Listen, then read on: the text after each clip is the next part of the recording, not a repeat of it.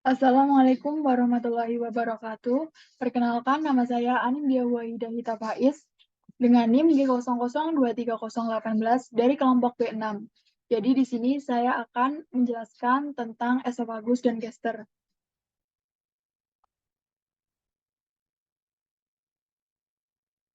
Eh, Pertanyaannya adalah jelaskan tentang struktur anatomi esofagus dan gaster.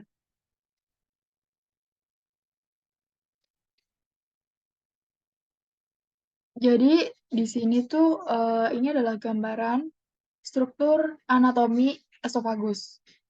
Jadi, apa itu esofagus? Jadi esofagus itu sebuah tabung berdinding otot yang dapat kolaps atau menyempit.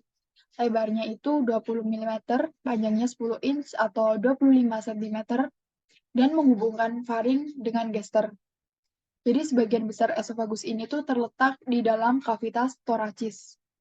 Nah, di sini esofagus itu sendiri secara skeletopis terletak setinggi VC6 sampai VTH 11. Jadi esofagus ini dibagi menjadi 3 pars. Ada pars cervicalis yang ini dia itu setinggi VC6 sampai FTH1. Terus yang ketiga ada pars thoracalis, dia itu setinggi FTH1 sampai FTH10, dan yang terakhir ada pars abdominalis yang ini. Jadi dia itu setinggi FTH 11.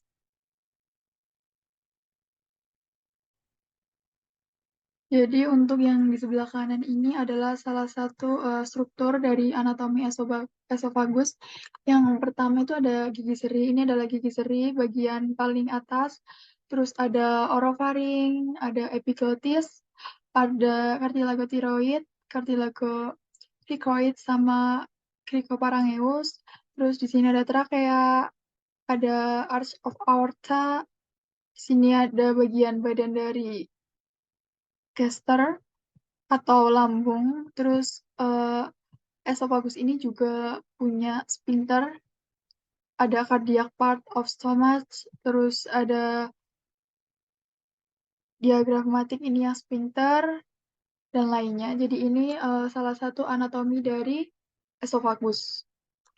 Jadi biasanya kan esofagus itu yang seperti sudah disebutkan di awal, panjangnya itu kalau di orang dewasa itu sekitar 23 hingga 25 cm.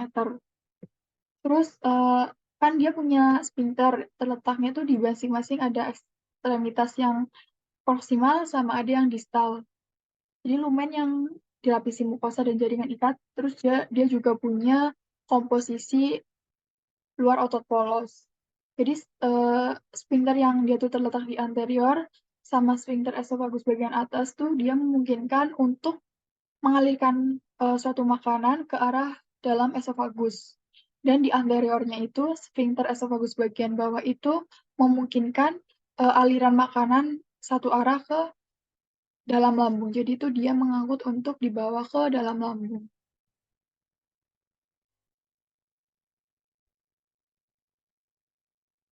Di sini juga kita akan belajar tentang ternyata di esofagus itu terdapat penyempitan. Jadi esofagus itu memiliki 3 penyempitan. Jadi yang pertama itu angustia superior atau dia itu penyempitannya atas. Penyempitannya tuh ada di bagian sini. Jadi ini tuh merupakan pintu masuk esofagus di pars yang cervicalis. Esofagus berjalan di belakang cartilago cricoidea atau corpus vertebra cervicalis 6. Terus yang kedua itu ada angustia media. Jadi penyempitannya tuh ada di tengah. Ini di bagian sini. Jadi esofagus itu berjalan di sebelah kanan arcus aorta, ini arcus aortanya, dan arcus yang torakikal, atau corpus vertebra thoracalis yang 4 atau 5. Terus yang terakhir tuh ada angustia inferior, jadi yang bagian penyempitan itu yang bagian bawah. Jadi ini tuh penyempitannya itu melalui diafragma, ini diafragmanya, jadi awal dari pars abdominalisnya.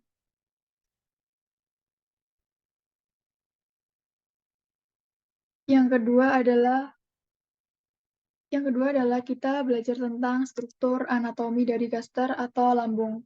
Jadi, pengertiannya terlebih dahulu, gaster atau lambung itu suatu organ traktus digestivus superior yang letaknya tuh ada di intraperitoneal di perut atas. Jadi di anatomi superficialnya, gaster ini tuh menempati regio epigastrika, umbilicalis, sama hipokondria sinistra. Jadi, gaster ini tuh memiliki beberapa peranan dalam sistem pencernaan di dalam tubuh kita. Yang pertama untuk menyimpan makanan, yang kedua untuk mencampur makanan secara mekanik dan kimiawi dengan bantuan enzim dan asam lambung membentuk chimus yang berwujud semi liquid, dan yang ketiga itu mengatur kecepatan pengiriman chimus ke intestinum sinus sehingga pencernaan dan absorpsi yang efisien tuh dapat berlangsung.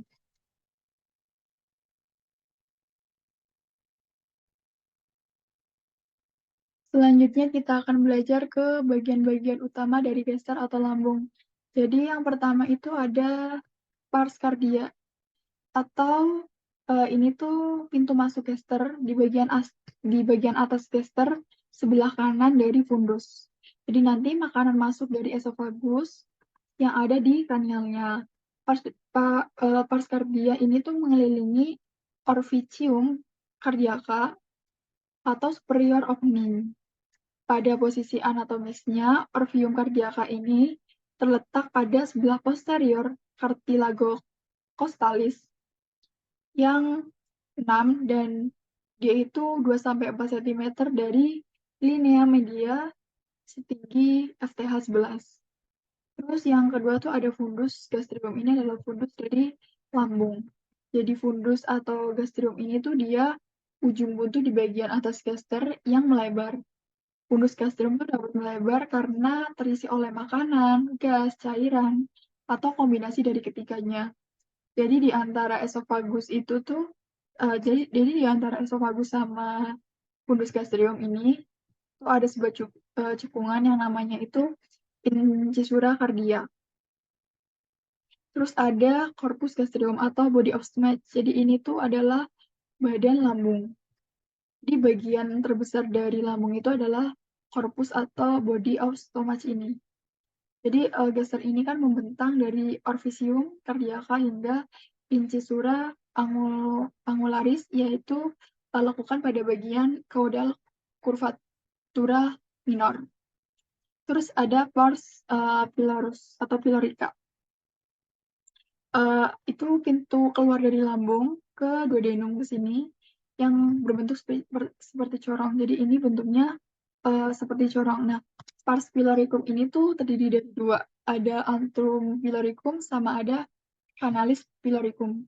Jadi kalau antrum piloricum itu dia tuh bagian pars pilorica yang lebih besar. Jadi ini tuh tempat yang paling sering terjadi infeksi gaster akibat Helicobacter pylori. Terus yang kedua tuh ada canalis piloricum. Jadi ini tuh bagian pars pilorica yang lebih sempit dan letaknya pada planum transpiloricum. Jadi pada air trans kanalis kanalis piloricum ini tuh ada musculus sphincter pylori, sehingga kanalis piloricum ini tuh dia jadi sempit.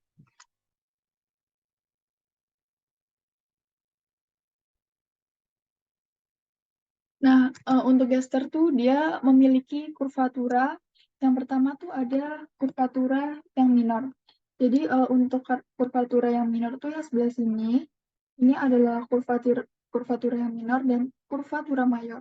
Jadi untuk kurvatura yang mayor tuh sebelah sini. Jadi untuk lebih dalam, jadi apa itu kurvatura yang minor terlebih dahulu. Jadi untuk kurvatura yang minor dia itu membentuk pinggir kanan gaster dan terbentang dari officium cardium sampai pilarus. Jadi dia itu terbentang sampai dari sini sampai sini.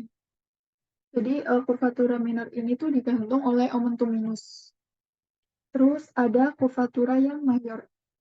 Jadi ini kurvatura mayor dia itu lebih besar. Jadi dia itu digantung oleh omentum yang maius. Jadi pada kurvatura mayor ini dia tuh berjalan dari arteri ad vena gastroepiploica, dextra et sinistra, arteri ad vena gastrica brevis, dan nodi limfatiki gastrici dextri, serta nodi limfatiki pancreati colienalis.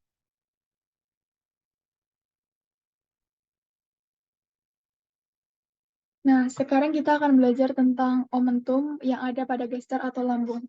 Jadi apa sih itu omentum? Jadi omentum itu refleksi peritoneum vascularis suatu organ. Jadi salah satu pada gastar yang menghubungkan dengan cavitas abdominalis. Jadi omentum yang ada di gastar itu ada dua, ada omentum yang minus sama ada omentum yang maius. Jadi di sini untuk ini adalah omentum yang minus.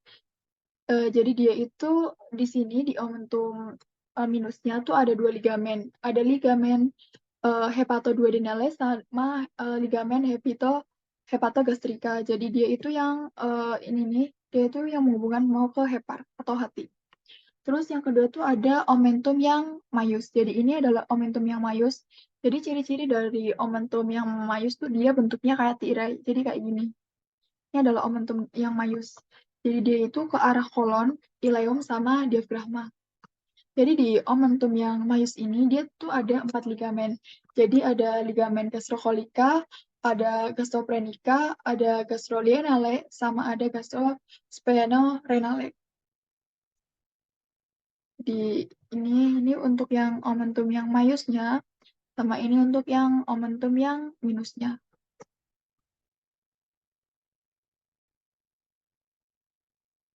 Selanjutnya kita akan belajar tentang neurovaskularisasi dari esofagus.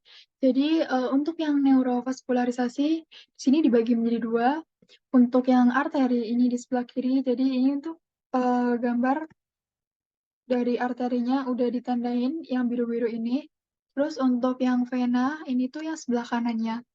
Di yang pertama kita akan bahas tentang arteri dari esofagus. Jadi arteri dari esofagus ini tuh dia ada tiga ya. Jadi yang pertama tuh ada sepertiga superior oleh ramus esophagealis arteri tiroidea inferior yang ini. Terus untuk yang kedua ada sepertiga media oleh cabang dari aorta descendens pars thoracica dan bronchialis dextra et sinistra. Dan untuk yang ketiga tuh ada arteri gastrika sinistra pada pars abdominalisnya.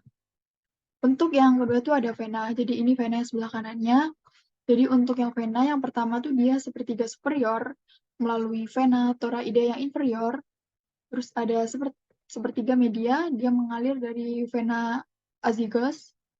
Terus untuk yang sepertiga inferiornya dia itu mengalir ke vena gastrika sinistra, nanti dilanjutkan ke vena porta hepatis.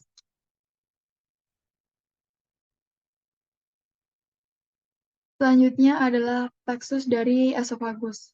Jadi untuk di sini tuh inervasi dari esofagus ini dibagi menjadi dua, ada yang sensorik sama ada yang motorik. Jadi di sini kan ada parasimpatis sama simpatis. Jadi untuk parasimpatis dia itu terdapat nervus vagus. Ini untuk nervus vagus.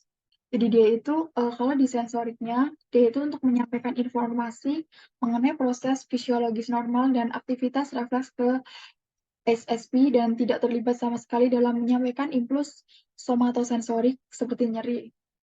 Terus ada simpatis, jadi simpatis ini tuh dia itu truncus sympathicus sama nervus planicus maius. Jadi di sini tuh dia sebagai GFA untuk menghantarkan impuls nyeri esofageal ke berbagai level SSP. Terus untuk yang motorik, dia itu tuh untuk otot lorik esofagus ini tuh berasal dari arcus bronchialis, maka diinervasi oleh cabang efferens dari nervus vagus sebagai ISFP. Kedua itu ada otot polos, dia itu mendapat inervasi dari parasimpatis dari nervus vagus sebagai GFP.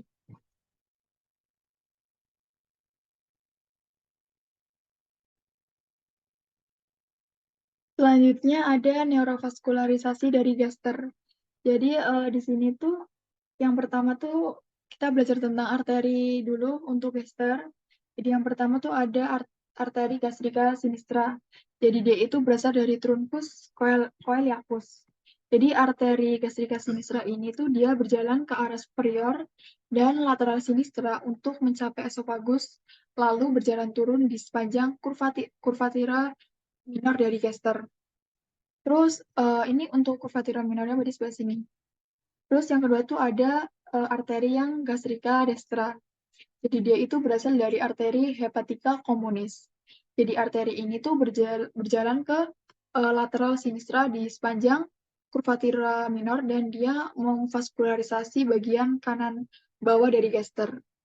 Terus ada arteri gastrika yang brevis. Jadi yang ini. Jadi ini tuh berasal dari arteri lienalis pada hilum lienale dan dia itu berjalan ke anterior di dalam ligamentum gastrosplenicum untuk memvaskularisasi fundus gastricum. Terus ada arteri gastroomenthalis sinistra. Jadi dia itu berasal dari yang lienalis pada hilum lienale dan dia itu berjalan ke ligamentum gastrolienale untuk memvaskularisasi gaster sepanjang bagian atas curvatura dari mayor. Jadi ini curvatura mayornya. Jadi ini tuh yang uh, ini tuh arteri gastroomenthalis yang sinistra. Terus ada arteri gastroomenthalis yang dextra. Jadi ini dia itu berasal dari arteri gastroduodenalis, jadi cabang dari arteri hepatica communis. Jadi arteri ini tuh berjalan ke lateral sinistra dan dia itu memvaskularisasi gaster sepanjang bagian bawah dari kurvatura yang mayor, berarti bagian bawahnya itu yang sini. Terus yang terakhir itu ada arteri gastrica posterior. Jadi dia itu dari arteri lienalis, tapi kalau digeser tuh tidak selalu ditemukan. Selanjutnya tuh ada vena dari gaster. Nah, untuk yang vena dari gaster tuh ada vena gastrika sinistra sama dextra. Jadi dia itu nanti bermuara ke vena porta hepatis. Ini vena porta hepatis seperti nanti ke sini. Terus ada vena gastrika brevis yang ini. Dan nanti dia itu sama vena gastroomenthalis sinistra. Nanti dia itu bermuara ke vena lienalis. Terus ada vena gastromentalis yang dextra yang ini, dia itu nanti bermuara ke dalam vena mesenterica superior.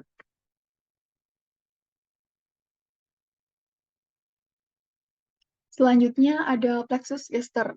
Jadi di sini tuh ada parasimpatis, simpatis, terus juga terdapat musculus sphincter pyloricus. Jadi untuk yang parasimpatis, dia itu diinervasi oleh nervus vagus. Jadi ini tuh oleh nervus vagus. Untuk yang simpatisnya, dia itu oleh truncus sympathicus, nervus panicus maius, sama plexus coeliacus. Jadi di sini tuh dia diinervasi oleh truncus sympathicus. Mana truncus sympathicusnya tuh ada di sini. Terus dia oleh plexus coeliacus, sama ada nervus panicus maiusnya. Terus untuk yang musculus sphincter pilaricus dia itu nanti mendapat impuls inhibisi dari nervus vagusnya. Jadi ini adalah sumber yang saya dapatkan dari apa yang saya jelaskan. Sebelumnya, terima kasih. Cukup sampai sini untuk penjelasan dari saya. Terima kasih. Assalamualaikum warahmatullahi wabarakatuh.